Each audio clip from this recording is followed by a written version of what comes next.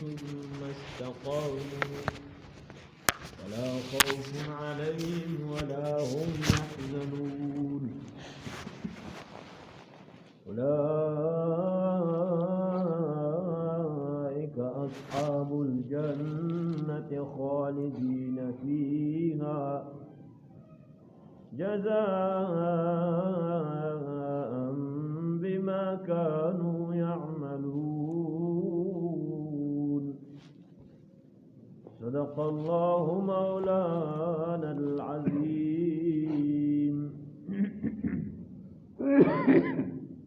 دغه آیتونو کې الله جل جلاله د هغه خلقو بیان کوي چې دوی د الله جل جلاله د ربوبیت د توحید اقرار وکي او بیا په دغه توحید او ایمان باندې مضبوط او ټینګ پوتی شي په دې مداومت اختیار کی نیک اعمال وسره وکي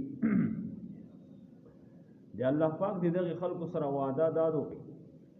چې لا خوف علیهم ولا هم يحزنون نبو په دغه خلکو باندې څه خوف په قیامت کې چې موږ سره بوسته کیږي او نبو دوی دنیا کې چې کوم څه پرې شي په پسې غمجن وي ځکه چې جنت کې دومره لوی لوی مقامات الله انسان تویر کی نو اب د دنیا په شي نشته کوي او دغه خلکو خلود فی الجنت چې دا جنت کې به همیشه همیشه الله پاک دوی ته دا اعلان کوي داغه نه بعد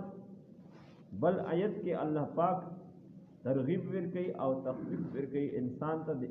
والدینو په باره کې چې مور او پلور دي نو دغه سره به تاسو غړې کوي دغه سره به احسانات کوي ولا تقل لهما اف ولا تنهرهما اف قدر به هم دوی ته نه آئے نہ وہ دوی سپکائے ڈانٹ پہ کہے وغیرہ وغیرہ فقہاء کرام فرمائی دے اف نہ مراد اذیت تا خدا اف لفظ ها والدین ته چیچارې نه توي یو خبره اف او خطونه نه کوي نو مور پلور ته په دې تکلیف کو رسی کله دغه نه لون دي بل کلمات تکلیف په الله پاک کو هغه سنو کړیو دا هر انسان یې نه پټو کې اوف والای چې ولا تقول ما اوف نو دا څه بوي چې تقریبا په لغت کې به دا لفظ ممکن ده استعمالي دي علای چې دومره قدر به هم ته نه او تر دې پورې چې مفسرین لیکلي دي فلورا او زوای پلیاري باندې راون دي زوای د مخ کې درومي دام په د او د والدینو په نافرمانی کې درومي د فلور په نافرمانی کې درومي مټ په مټ وسره راوندا دا د فلور په نافرمانی کې درومي ها سب عذر دا مجبوری دو لیار وي ته شي لیار کی تکلیف ته په هغه بنیاد باندې مخ ته راوندا نو دا په نافرمانی کې نه اردرومي او هر چې د مور حقوق دي دا په فلور باندې موجود دي دلته کې بالته بیان وکړو ان الذين قالوا ربنا الله بشکا خلق قالوا چې دوی ویلي دي ربنا الله چې رب دې الله جل جلاله دا ثم استقاموا بیا دوی مداومت اختیار کی په دغه قول باندې او په اطاعت باندې فلا خوف عليهم ولا هم يحزنون نبی په دوی باندې څه خوف ذات په اعتبار سره بوته تصدور نه چې زه کوم طرف ته دروم ولا هم يحزنون انا بدوی غمجن وی په حق خپل رفقا او دوستونو کې اولئک اصحاب الجنه داخلك مرغری دی جنت ولدی خالدین فیها دیبا همیشه په دغه جنت کې وی جزاء بما كانوا يعملون د جنت کې بدوی همیشه ویلی وی الله فرمایي جزاء بما كانوا چې دا بدلات دې هغه چې ودوی یامن چې کوم عملونه کول ایمان وروړو نیک اعمال کړیو د برایو نه ځنه بچ کړیو او تکالیف باندې صبر اختیار کړو برداشت کړو نو دې هغه په وجه الله پاک نن دوی ته دا بدلا ورکړي ووصينا الانسان بوالديه احسانا او مل په حکم کړه دا وصیت تاکیدی حکم توی چې ان افعل بیا پس خبره نه پوختا حکم مل ته کړه دا انسان تا بوالديه دې والدین دې متعلق احسان کولو حملته امه کرها ووضعته کرها حملت هو چې اوچت کړی دغه انسان لره امه مور دې د کرهن په تکلیف سره وضعت هو کرهن او دای جنو کړی کرهن په مشقت تکلیف سره غټ درې تکلیفونه مور په بچی باندې برداشت کوي یو د حمل چې په خېټه باندې خوسي دویم دا چې کله پیدا کېږي په هغه وخت کې تکلیف ته او دریم د رضاعت مسله پیویر کوي د دیکھبال کوي نو د وجه نه علیه الصلاۃ والسلام نه صحابي پوښتنه وکړه چې د الله پیغمبره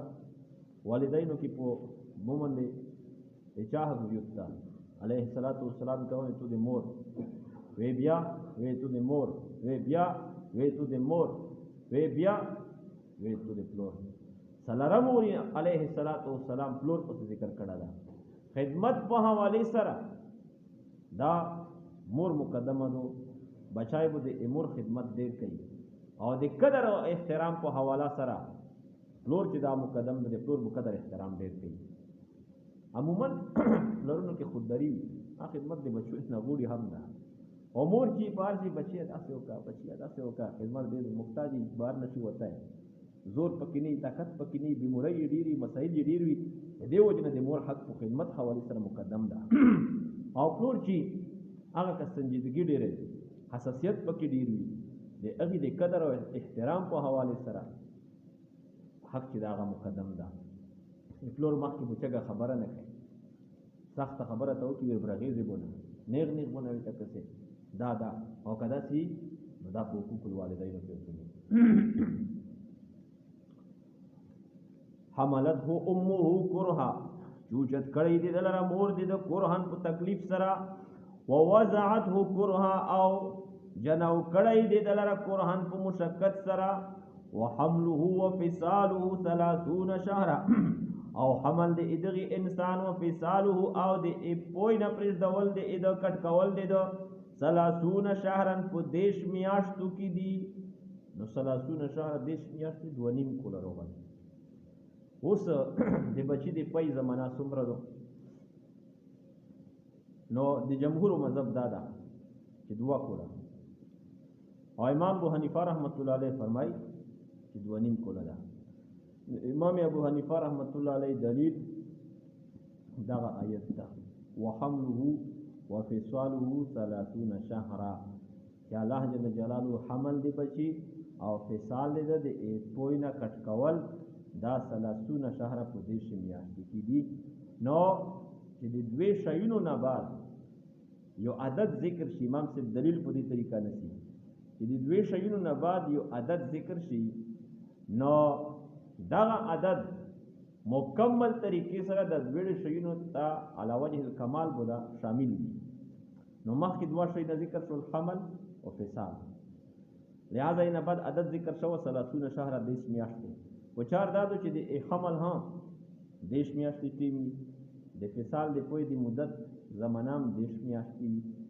خو د حمل زمانہ په نورو روایتو سره دا مستثنا شو نور روایت پکې روغل علیه الصلاۃ والسلام فرمایا اشاره د روایت ته چې حمل دا د کمه زمانہ د شپږ میاشتې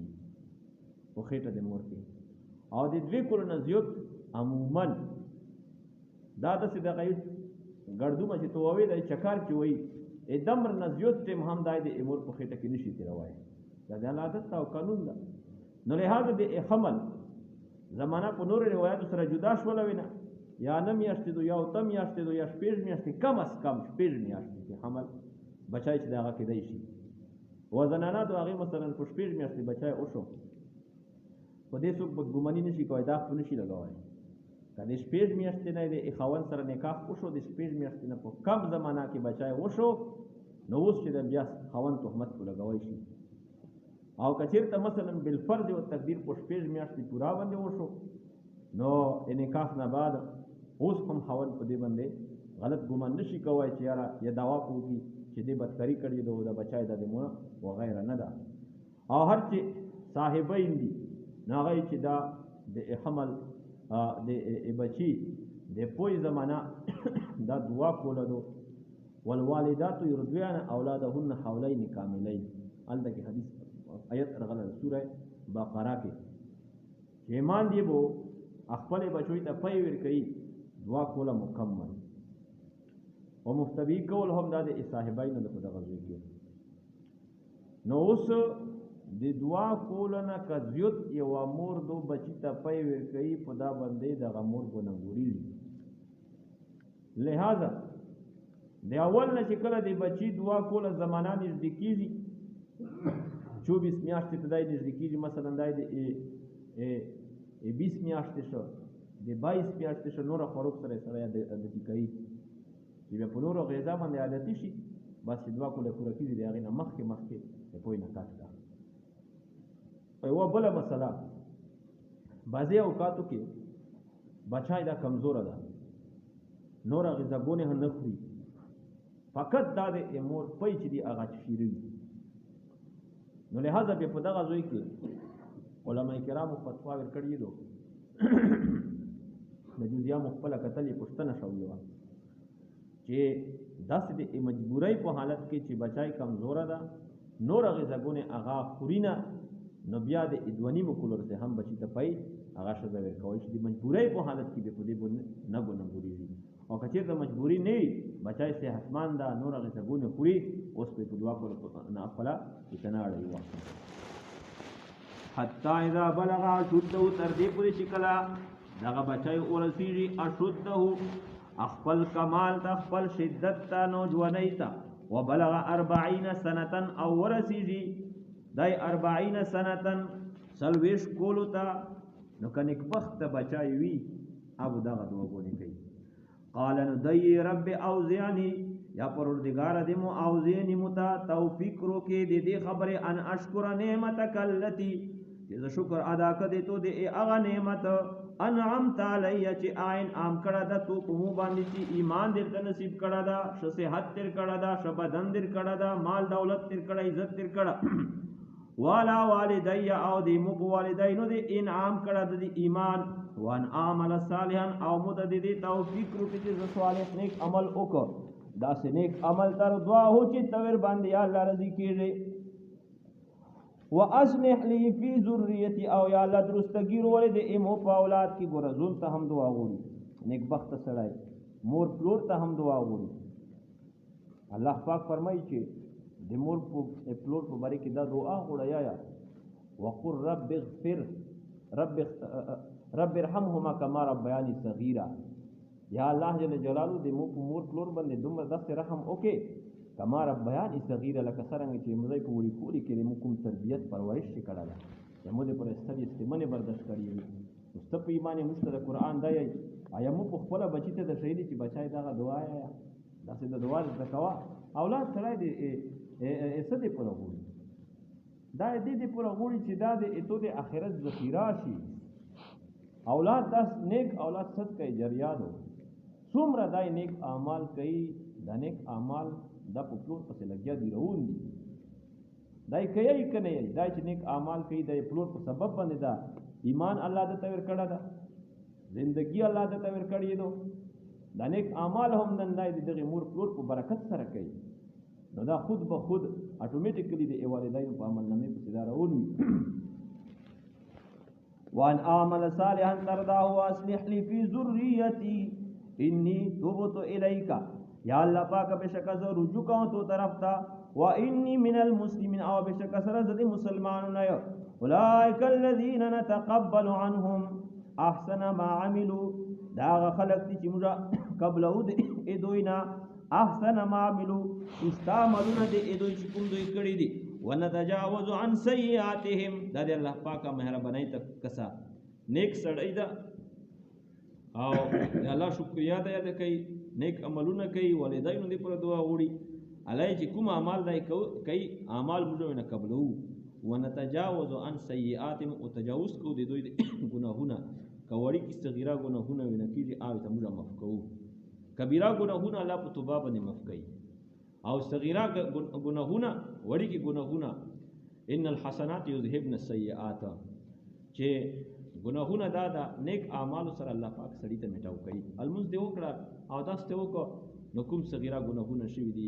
سترګې نه د لوسې نه د پښې نه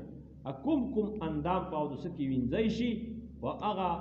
اوبې وینځلو دوران کې دغه ګناهونه د سړي نه سکتېږي الله یې ته معاف کوي هلته کې فرشتې لیکل کړي دي الله هغې نه یې ته میټاو کوي دا د الله مهرباني ده ونتجاوز عن سیئات موږ معافي کوو ورته دته عن سیئاتهم د وړي کې ګناهونه د دوی نه فی اصحاب الجنت دوی بو وی په مرګریو د جنت ولا کې دوی بو جنت کې وی ویلې وعده صدق دا وعده د رښتیا الذي اغذات کان یادون چې دوی سره سره وعده کولای شولا الله وعده دې سره کړی دي چې تنه اعمال کوي ایمان دې وړي زبو جنت دې کوم ځکه الله چې دا مو وعده سره کړی نو دا جنت نه ځکه متجاوز اخر دعوانا الحمدلله رب العالمین